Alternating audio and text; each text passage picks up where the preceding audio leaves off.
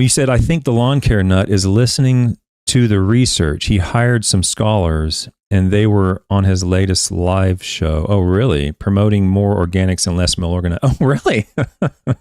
They're reading the wrong papers. So they're promoting organics and less mill organized. So I guess that's for the phosphorus. I don't know. I saw a video. Actually, I haven't even got through it all the way because it just makes me sick to my stomach even watching it. But I saw a video with the lawn care nut talking to, he had two guys on there about soil testing. They were soil testing and spreading all sorts of completely erroneous and flawed misinformation about these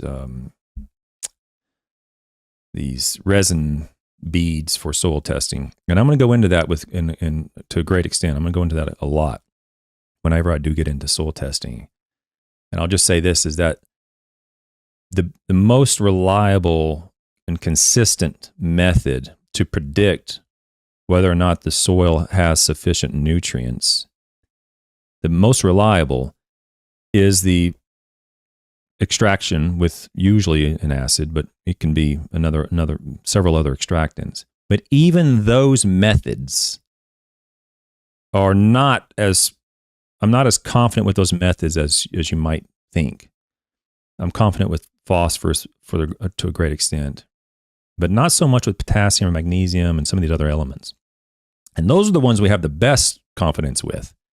So when you take that to another level, when you're dealing with the ionic resins and exchange resins and so forth, my confidence drops through the floor.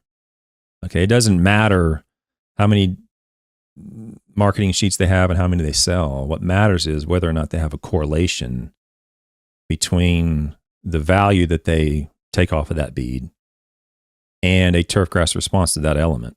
And I can say with a fair amount of confidence that there is virtually no information, no evidence for that. And what I mean by evidence is published results in a refereed, reputable turfgrass journal.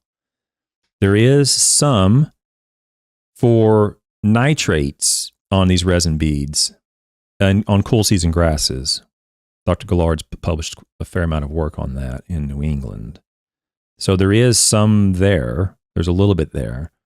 But when it comes to all these other elements and iron and potassium and phosphorus and all these other things, all of that may be absolutely correct, but I have zero confidence in, essentially zero confidence in that it's correct.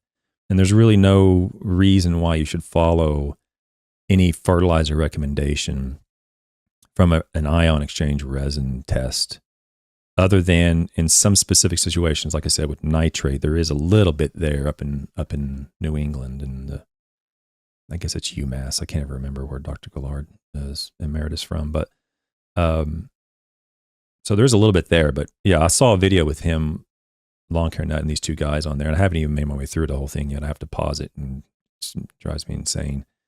And what bothers me is so many people are being fooled and taken advantage of to use these tests, and they end up spreading all this fertilizer out there that they don't need to. And there's a connection between that soil test and the products that they sell, which is whatever. It's capitalism, do whatever you want, but there's just not a lot of evidence there, and I don't have any good reason to believe what they're saying is true, and neither should you.